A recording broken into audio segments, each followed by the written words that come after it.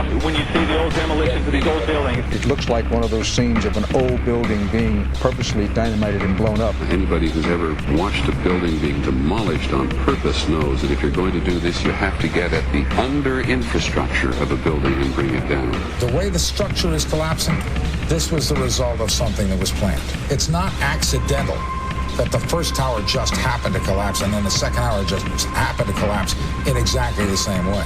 How they accomplished this, we don't know. The building collapsed to dust. You don't find a desk. You don't find a chair.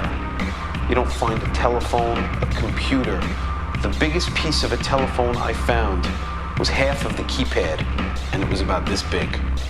What happened to the concrete? The concrete was pulverized from river to river. There was dust powder 2-3 inches thick. The concrete was just pulverized. In addition to those pictures we've all seen too much on television before, when a building was deliberately destroyed by well-placed dynamite to knock it down. If they had detonated, they were planned to take down a building. Boom, boom, boom, boom, boom. I heard a second explosion. There was a heavy-duty explosion. Then there was some secondary explosions and then subsequent collapses. An explosion blew and it knocked everybody over. To me, it sounded like an explosion. It sounded like gunfire. Bang, bang, bang, bang, bang. And then all of a sudden, 3 big explosions. We heard a big explosion coming down. And then the entire top of the building just blew up. We saw some kind of explosion. By the force of the explosions. Big explosion. Blew it back into the 8th floor. Then we get to the lobby. There's this big explosion. The lobby looked as though a bomb had exploded there. A huge explosion now raining debris. It's been a huge explosion. Huge explosion that we all heard and felt. We just witnessed some kind of follow-up explosion. We heard a very loud blast explosion. The secondary explosion at Tower 1 camp. That is another bomb going off. He thinks that there were actually devices that were planted in the building. Planted in the building.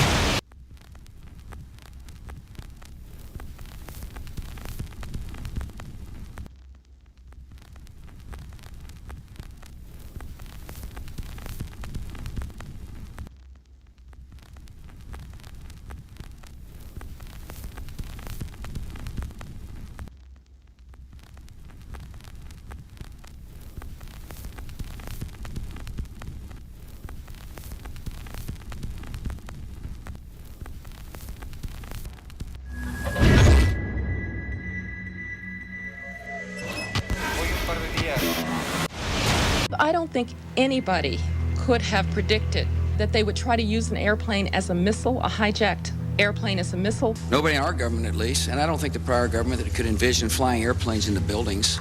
No specific threat involving really domestic operation or involving what happened, obviously, the city's airliner and so forth. There were no warning signs that I'm aware of. USA Today reports that in the 2 years before the attacks on September the 11th, NORAD conducted exercises using hijacked airliners as weapons.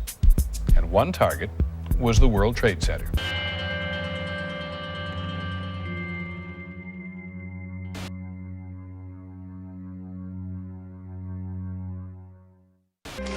In confidential documents from the Philippines obtained by CNN, the plan was clear. He will board any American commercial aircraft, control its cockpit, and dive it at the CIA headquarters. Other buildings targeted the Pentagon and the World Trade Center. The Federal Aviation Administration received 52 warnings about Al-Qaeda in the 6 months before 9/11 and did not apparently heed them. The Pentagon reportedly does not want the public to hear next week's Senate testimony about the former secret intelligence unit known as Able Danger.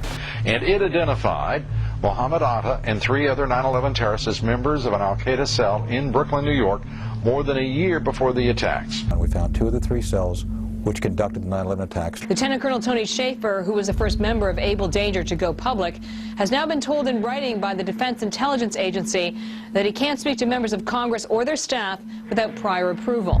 This is an attempt to prevent the American people from knowing the facts about how we could have prevented 9/11, and people are covering it up today.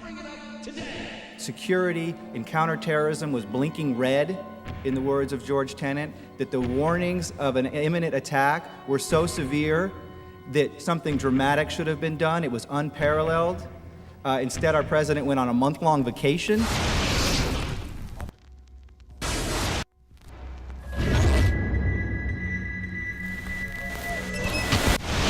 the head of Pakistani intelligence at the ISI, Mahmoud Ahmed, requested Omar Sheikh to wire $100,000 to Mohammed Atta, who was the lead hijacker. Hijacker Mohammed Atta received wire transfers via Pakistan. The man sending the money to Atta is believed to be Ahmed Umar Saeed Sheikh. Omar Sheikh admitted he was supported by the Pakistan government's intelligence service, the ISI.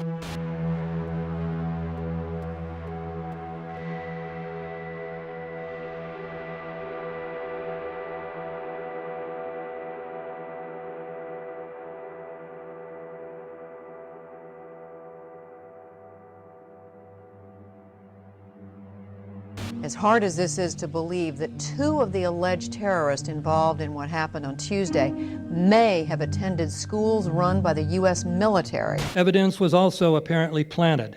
The passport of one of the hijackers on Flight 11 was allegedly found in the rubble. The hijacker's passport was found blocks from the World Trade Center crash site, if you can believe that. The 9/11 hijackers are alive and well. That's according to the chief of Japan's Democratic Party, who says 9/11 is a hoax. Several of these 19 men are still alive.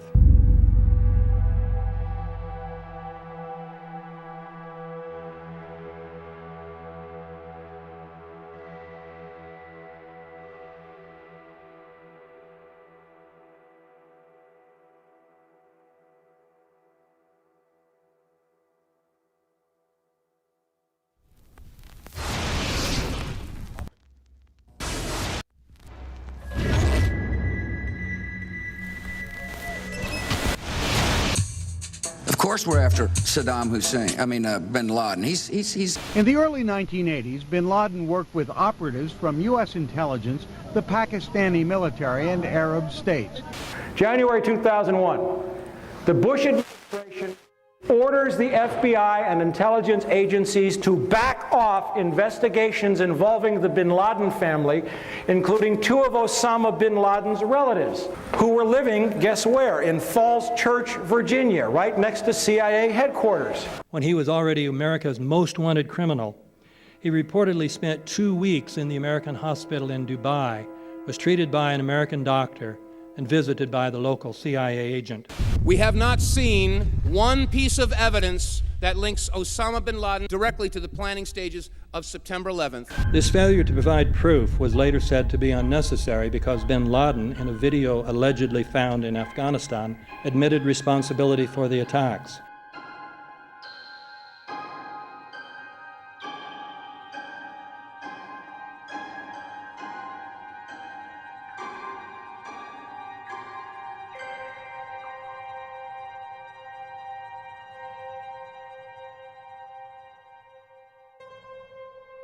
In 1976, Osama's older brother Salim bin Laden hired a man in Texas by the name of Jim Bath to handle all the investments in the United States for the bin Laden family.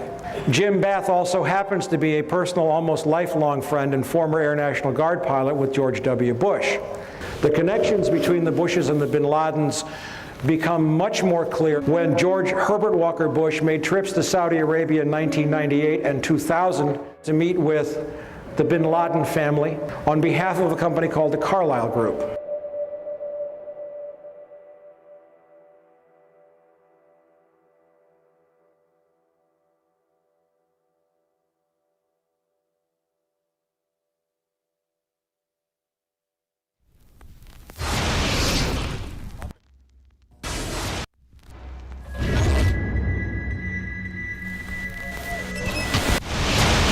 How could anyone fly a 60-ton, 125-foot wide, 44-foot tall plane through this obstacle course? The aircraft, before striking the Pentagon, reportedly executed a 270-degree downward spiral, and yet Hani Hanjour was known as a terrible pilot who could not safely fly even a small plane.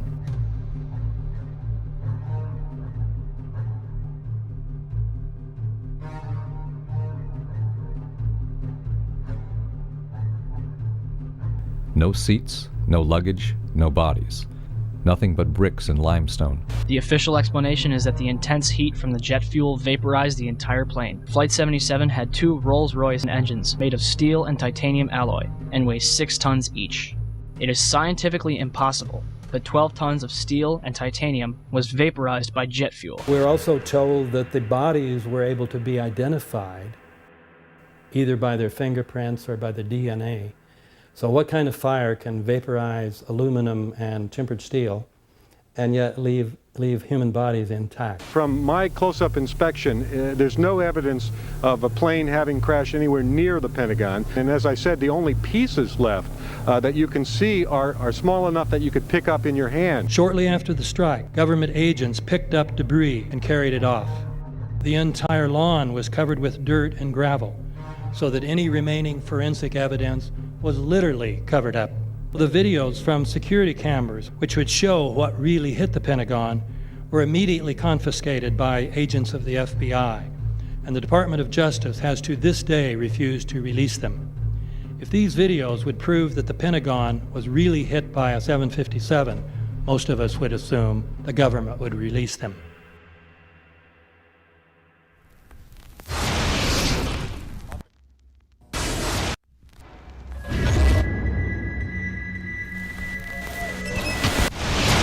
It looks like there's nothing there except for a hole in the ground. Basically, that's right. The only thing you could see from where we were was a big gouge in the earth and some broken trees. We could see some people walking around in the area, but from where we could see, there wasn't much left. Any large pieces of debris at all? No, there was nothing that you could distinguish that a plane had crashed there.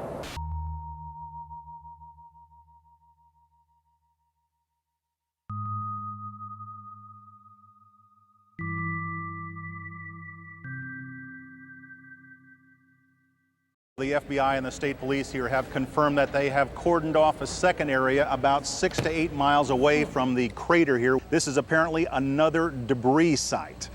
Why would debris be located 6 miles away? Could it have blown that far away? Seems highly unlikely.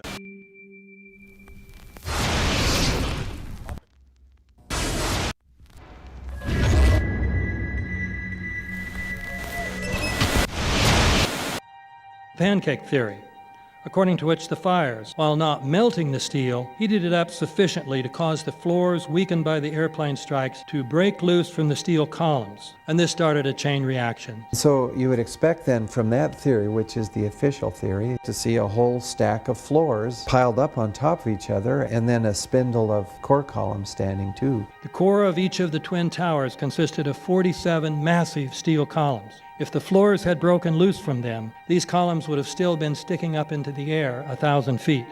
The plane did not cut all those core columns.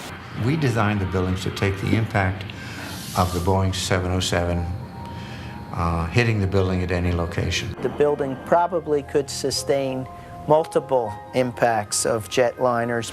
That the plane flew straight into the building. Through him, right. Yeah. So you're saying that the building was actually designed to cope with a hole like that and still survive? Yeah, it was. If you had dropped, say, a billiard ball from the top of the World Trade Center, 110 floors up there, it would have taken 8 to 10 seconds to hit the ground, encountering no resistance whatsoever. The Twin Towers came down in nearly free fall speed. 200,000 tons of steel shatters and explodes outwards over 500 feet. This means that floors shattered at an average rate of about 10 floors per second. There is no scenario for a pancake effect of buildings falling that allows them to fall at the rate of free fall. Now what can do that? What can move mass out of the way?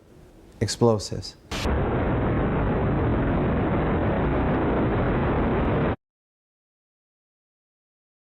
"47 huge steel columns going up the core. They're interconnected.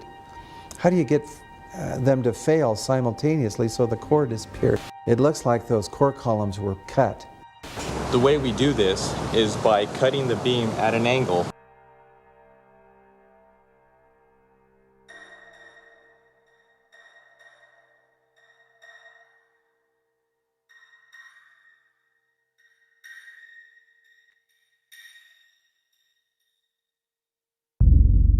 I started looking at the molten metal. All 3 buildings, both towers in the rubble, in the basement areas, and Building 7, there's these pools of molten metal.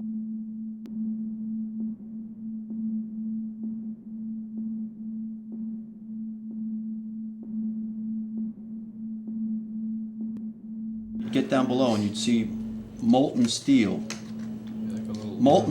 running down the channel rails. Like you're in a foundry. Like lava. The molten steel was found 3, 4, and 5 weeks later, when the rubble was being removed. He said that molten steel was also found underneath World Trade Center 7. So I'm looking through the official reports. What do they say about the molten metal? They say nothing. But wait a minute. This is important evidence. So where'd that come from?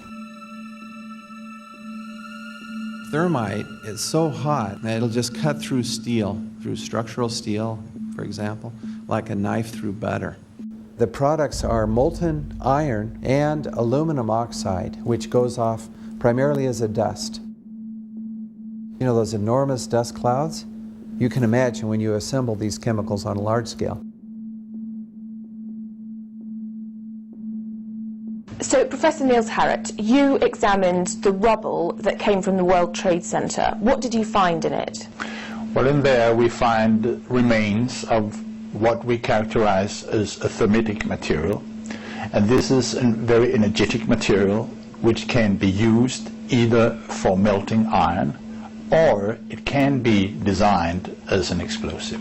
The evidence for controlled demolition is overwhelming. I've told you that the thermite reaction produced molten iron. Molten iron was in pools of molten iron in the rubble. And the point is that the thermite kept on reacting. This was a bitch's brew of thermite chemistry. Molten metal pools under both towers after they collapsed and Building 7. Now, Building 7 wasn't even hit by a jet.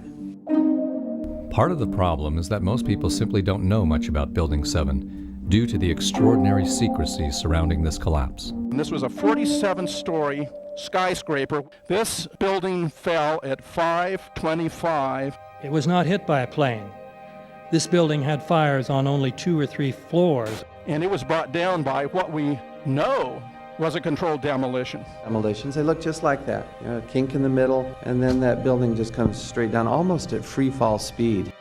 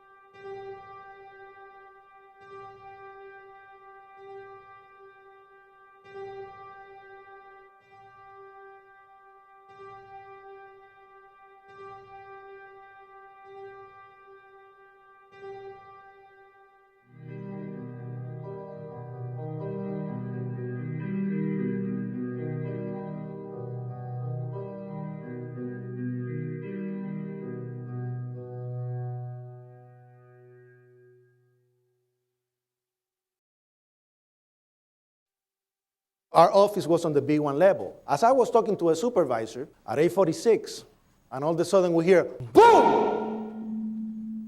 An explosion so hard that pushed us upwards. And it came from the basement between the B2 level and the B3 level.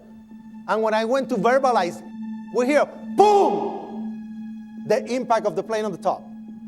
It would appear, Jim, as if there's more smoke coming from the ground. I was down in the basement, came down, all of a sudden the elevator blew up. And as we were coming out, we passed the lobby, there was no lobby. So I believe the bomb hit the lobby first, and a couple of seconds then the first plane hit. As I'm walking by the main freight corridor building, in the corridor, that's when I got blown. I mean, the impact of the explosion threw me to the floor, and that's when everything started happening. All of a sudden, a big impact happened again, and all the ceiling tile was falling down, the light fixtures were falling. You know, you got to go clear across the whole from 1 to 2 World Trade Center. And then all of a sudden, it happened all over again. Something else hit us to the floor. Right in the basement, you felt it. Walls were caving in, everything that was going on. I mean, I know of people that got killed in the basement. I know of people that got broken legs in the basement. People that got reconstructive surgery because the walls hit them in the face.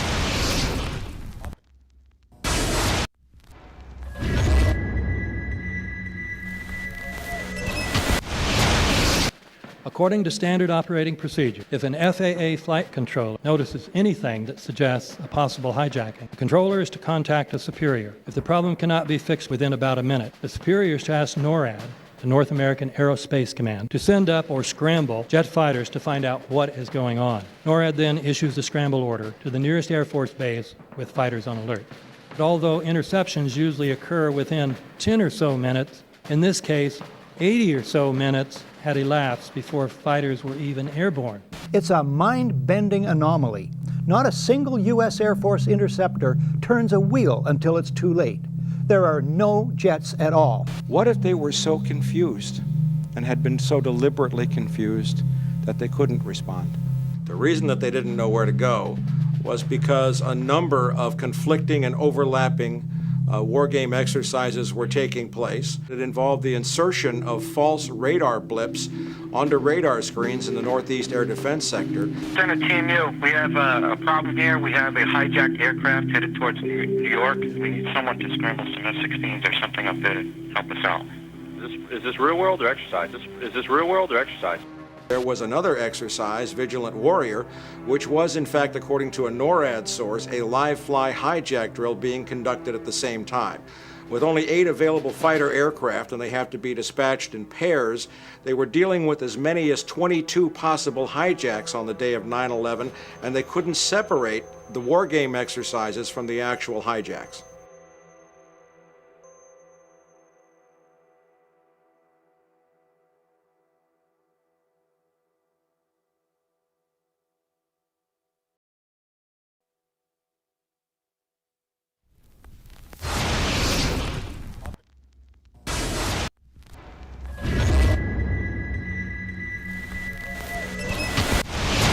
Page 172. The U.S. government has not been able to determine the origin of the money used for the 9/11 attacks. Ultimately, the question is of little practical significance. The American authorities have not managed to trace the source of the funding. And then the most amazingly disingenuous statement, ultimately, is it of little consequence. It is of massive consequence. Doesn't it matter who paid for 9/11? The collapse of Building 7 has been recognized as especially difficult to explain. The 9/11 Commission report implicitly admitted that it could not explain the collapse of this building by not even mentioning it. President, why are you and the Vice President insisting on appearing together before the 9/11 Commission? Because the 9/11 Commission wants to ask us questions. That's why we're meeting, and I look forward to meeting with them and answering their questions. Why you're appearing together rather than separately, which was their request? Because it's a good chance for both of us to answer questions that the 9/11 Commission is looking forward to asking us, and I'm looking forward to answering them. Let's see. Do you think they should be able to stand up and speak their own words? They should go under oath. They should be, yeah. In public.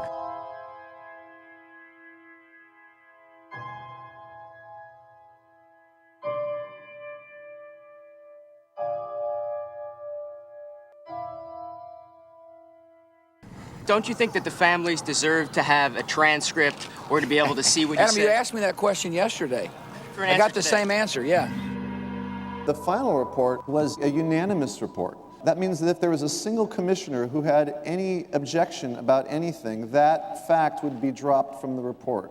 We have found out that he not only served on the transition team of the Bush administration, that he was a person who wrote a draft memo for the setup of the Bush administration's National Security Council, that he was an individual who wrote the preemptive war strategy that was eventually used for the war in Iraq, that he is a close friend of Condoleezza Rice's. We want him to resign. There is literally nothing in the 9/11 report that the Bush administration did not approve of. We can understand, therefore, why the Commission, under Zelikow's leadership, would have ignored all the evidence that would point to the truth, that 9/11 was a false flag operation intended to authorize the doctrines and funds needed for a new level of imperial mobilization.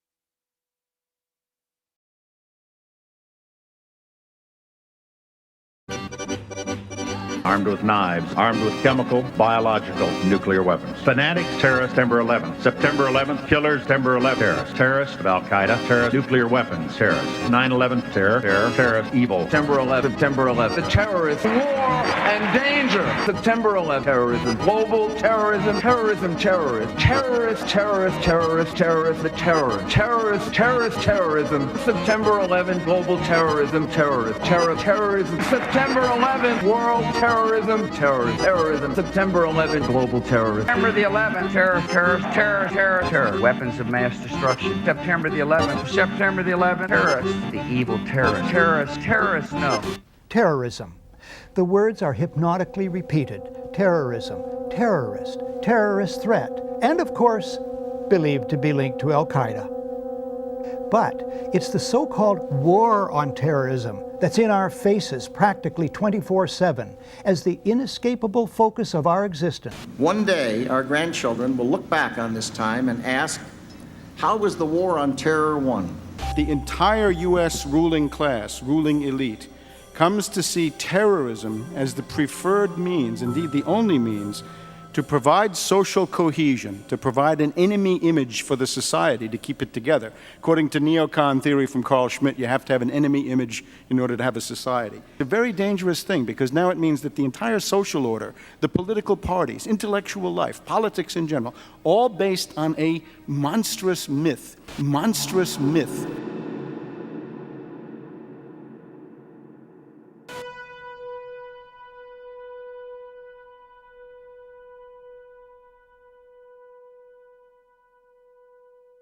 Look, the CIA has done in this country, what they've done to us is unbelievable. Look at the terrorist acts that have occurred. The CIA behind most, if not all of them. We had the Marine barracks. We had our embassy in Kenya. We had Pan Am 103. We had the USS Cole. We had Oklahoma City. We had the World Trade Center in 1993. That helped the terrorists blow up the World Trade Center the first time. They built the bomb. They got the driver's license. The informant, the informant, a fellow named Salam, a 43-year-old former Egyptian army officer, he was given the assignment to put the bomb together. And he went to his supervisor, his FBI supervisor, and said, we're going to put a dummy bomb in here, right? And the FBI supervisor said, no, we're going to put a real bomb. FBI agents might have been able to prevent last February's deadly explosion at New York's World Trade Center. They discussed secretly substituting harmless powder for the explosives, but they didn't, according to the FBI's own informant, Imad Salem.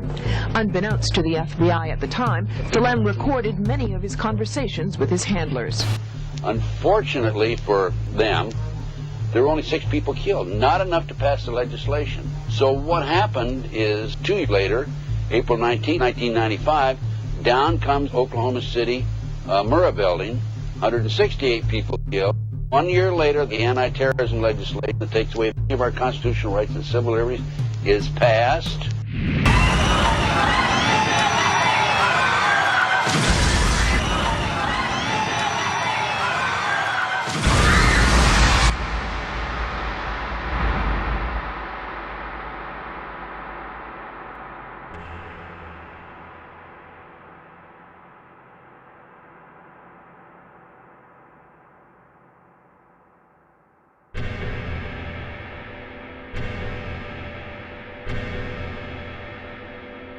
Because at 9:30 this morning, we were actually running an exercise for over a company of 1,000 people in London, based on simultaneous bombs going off precisely at the railway stations that happened this morning. So I still have the hairs on the back of my neck standing upright. To get this quite straight, you were running an exercise to see how you would cope with this, and it happened while you were running the exercise? Precisely.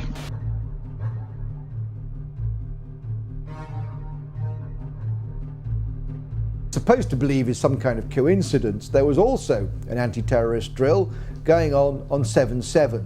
And again, just like 9/11, they were talking about attacks on the same targets, the same kind of tube stations, and exactly the same time as the actual attack happened, providing some kind of cover for what must be operations orchestrated in some way by the state.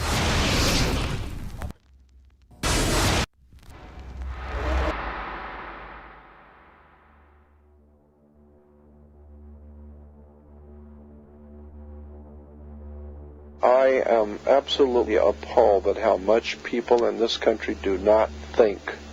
We are given to understand that a guy out there up in the mountains financed the most elaborate attack on this country. Do you think some people in a cave were able to have NORAD stand down? Do you think that people in a cave were able to have all of this happen? And when I think about how many Americans were killed in New York City, and believing as I do that this thing was a setup job, this is a textbook operation that Nazis used, and they've used it over and over again. America has been suckered in one more time. I don't have to tell you things are bad. Everybody knows things are bad. The dollar buys a nickel's worth. Banks are going bust. Shopkeepers keep a gun under the counter. Punks are running wild in the street, and there's nobody anywhere who seems to know what to do, and there's no end to it. We know the air is unfit to breathe, and our food is unfit to eat. We sit watching our TVs while some local newscaster tells us that today we had 15 homicides and 63 violent crimes, as if that's the way it's supposed to be. We know things are bad, worse than bad. They're crazy. It's like everything everywhere is going crazy, so we don't go out anymore. We sit in the house, and slowly the world we're living in is getting smaller, and all we say is, please, at least leave us alone in our living rooms. Let me have my toaster and my TV and my steel-belted radios, and I won't say anything. Just leave us alone. Well, I'm not going to leave you alone. I want you to get mad. I don't want you to protest. I don't want you to riot. I don't want you to write to your congressmen because I wouldn't know what to tell you to write. I don't know what to do about the depression and the inflation and the Russians and the crime in the street. All I know is that first, you've got to get mad. You've got to say, I'm a human being. God damn it. My life has value.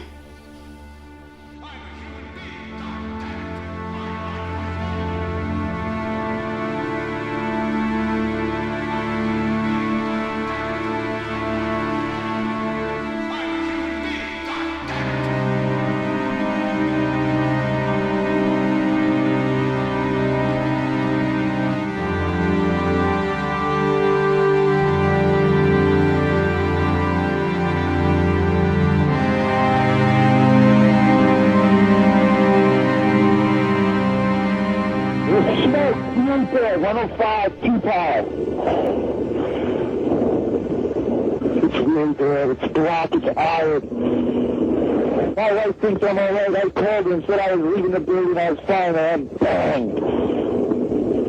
Two three of us, two broken windows. Oh, God! Ah!